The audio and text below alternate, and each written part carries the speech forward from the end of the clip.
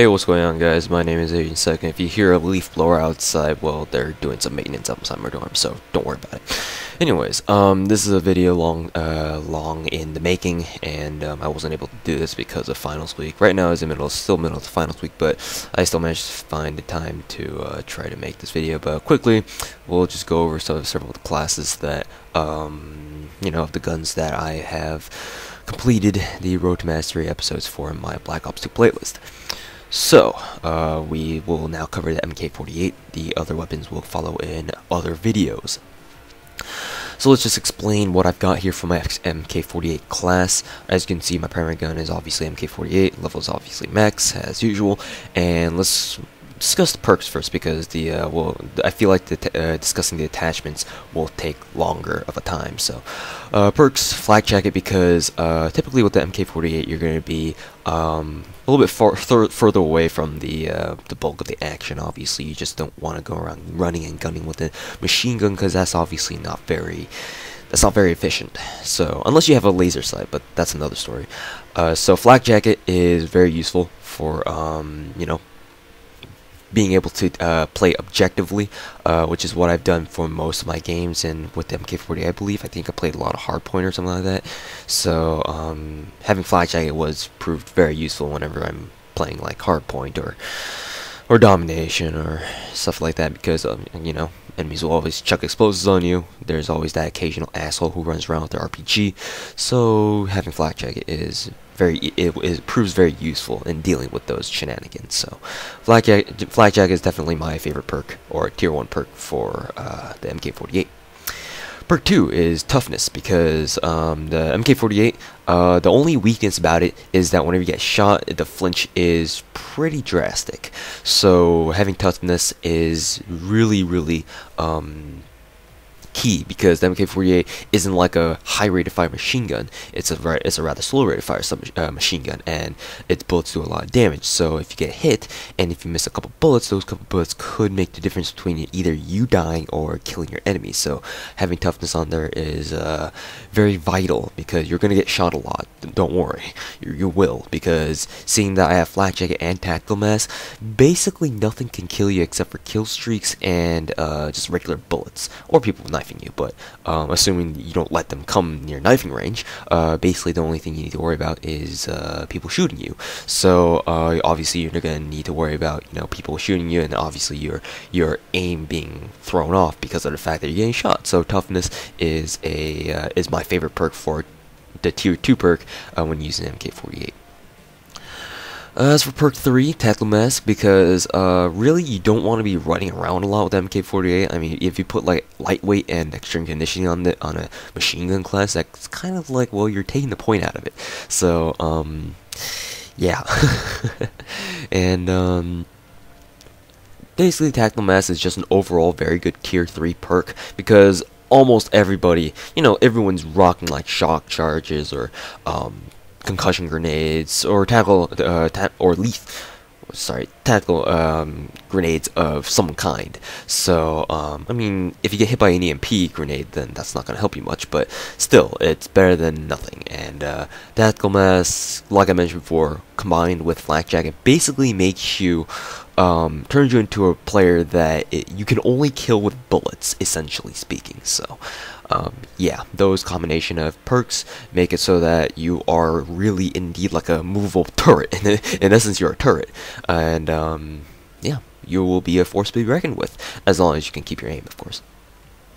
Lethals and concussions, I like to keep a grenade on me, because you're going to be typically standing a little bit further away from the action, and cooking a grenade or throwing a grenade uncooked can help you reach places where you couldn't with the Semtex, because it'll just blow up in the middle of the air, whereas a grenade with its timed fuse and all will be able to reach places where you kind of want it to go if you want to throw it at really long places. So concussion grenades, I have it there because, well, concussion grenades or stun grenades are my favorite tacticals. So yeah, I just like them. You can use whatever tactical grenades you want, shock charges, whatever fits your fancy. Well, go ahead and use it. As you can see, I have no secondary weapon, because that takes a point out of the series.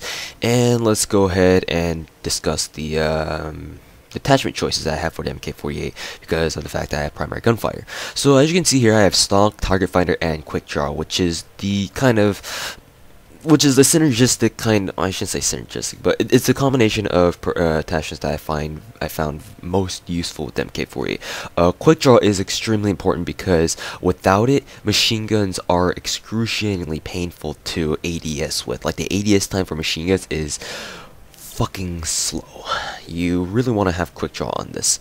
If you don't want to, then that's fine, but just bear in mind that you're gonna feel like it's gonna take you a million years to aim ADS with the MK48. So just saying, quick draw might be a good idea. In fact, it's probably mandatory. But again, that's for you to decide.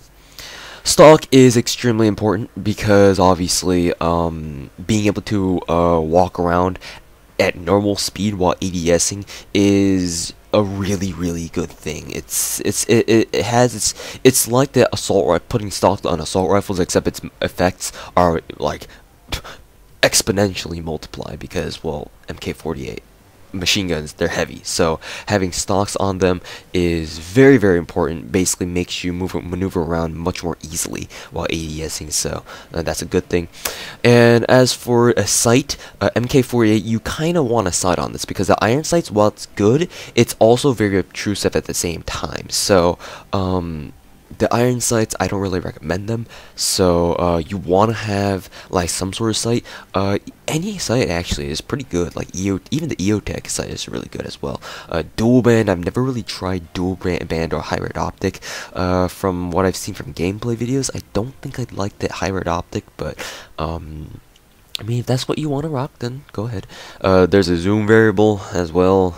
Why would you use that? I don't know. I mean, the MK48 has a great range, as with most machine guns, so I guess the zoom variable is pretty good. However, the most efficient for me is the target finder, because the target finder has a low kind of, how do I say this, resolution, I suppose, like a low zoom in, low zoom level, I guess you could say, and that's actually the best kind of zoom that you could ask for a machine gun, because machine guns, even though they have great long range capabilities, you're not really gonna be shooting people at long range. I mean, you could, but it's more effective at, like, you know, middle range, close range, at, like, you know, within respectable boundaries. It's not SMG range, but, you know, ranges where, like, the machine gun's maximum hit damage capabilities can be accessed. So that's why the target finder is pretty good. Also, the bonus perk with the target finder is that you can, you know, all enemies are highlighted red if they don't have cold-blooded, so it lets you, you know, spot targets really easily. Though this may pose at a disadvantage, because if you get too used to the fact that the target finder picks out targets for you, you're gonna become lazy, and when enemies without or with cold-blood on come along and thus don't show up in your radar, you might think, oh, they're just another ally, and thus you'll get killed. I fell into that trap a couple times when, during the first few games I've used the target finder. Please don't fall into that trap, because target finder, while it may be a good attachment and a good sight, you might get used to the fact that, you know, your target finder defines everyone for you. So don't fall into that trap, and stay vigilant. Constant vigilance. Anyways, that's my those are my attachment choices. I'll discuss other attachment choices that I feel are very viable options as well. The foregrip is also very good. I mean, the MK48 has already low recoil anyway, but if you attach foregrip on it and go full auto, literally your recoil will not change at all. Like, the vertical profile of your MK48 will remain very stable. I mean, it was stable enough already, but with the foregrip, it's just like, wow. This thing doesn't move at all. And FMJ is also an extremely potent choice, because machine guns obviously have that strong built-in penetrating power with their bullets, because Black Ops 2, obviously, if you guys did not know, because you didn't watch any other Black Ops 2 YouTubers discussing this already, Black Ops 2, the weapons in Black Ops 2 have like a innate penetration power built in with each weapon class, and machine guns are the strongest, or they're the weapon class with the strongest amount of innate built-in you know, stopping power in terms of penetration power. So FMJ is a very vital one, or I shouldn't say vital, but it's a very good attachment choice, because it'll just let you punch through walls really easily without with impunity. Is that how you say it? Yeah. So yeah, FMG is a very good choice. Once again, you can go around using your choice of sights. Anyone is good as long as you don't rock iron sights. Laser sight is interestingly enough it's a good attachment. Like, it really makes your hipfire viable, because without laser sight, don't even think about going hip firing. The hipfire spread for the MK48 is terribad. Don't hip fire with this. Just ADS. You might as well ADS at close range with MK48, or if you don't have the laser sight. But if you do have the laser sight, then ADSing or hip firing is a viable option now. So if you feel like you're gonna get yourself stuck in lots of close quarter situations, then you probably will have to switch out one of your attachments for a laser sight. But if you know you're not going to get yourself stuck in close quarter situations with like SMGs or something like that most of the time, then don't rock that laser sight. You don't really have a need for it. Suppressors. Really, you can attach a suppressor, because putting a suppressor on the MK48 doesn't really decrease its range at all, and even then, the damage is so high that you wouldn't really notice a difference anyway. I really don't recommend a suppressor, because even though I did say that, having access to your fullest damage potential is really what makes the machine guns really effective at middle and long range. So I don't really recommend a suppressor, but if you feel the need to, then go ahead. It won't damage you too much, but just keep in mind that, you know, you could be doing a little bit more damage than you normally could have. Yeah, don't use an extended clip. In previous Call of Duty games, if you put an extended mag on this, you know, you'd probably get like, what, 50% increase. Like in Black Ops 1, if you put big ammo on the M60, you basically could rock around 200 ammo without ever having the need to reload. Don't do this for the MK48. It only gives it 35 extra rounds, so that's a waste in itself. So yeah, extended mags, don't do it. Waste of time. Rapid fire. Apparently, you can put rapid fire on this. If you want to put rapid fire on this, go ahead. But as you can see, it decreases range and accuracy. So, yeah, I probably don't recommend this. But if you do feel the need to put a rapid fire on it, then go ahead. Other than that, that pretty much sums up the attachments for the MK48. And that is my complete class. So thanks for watching, and we'll go ahead and discuss another class here quite soon. So yeah, see you guys in the next video.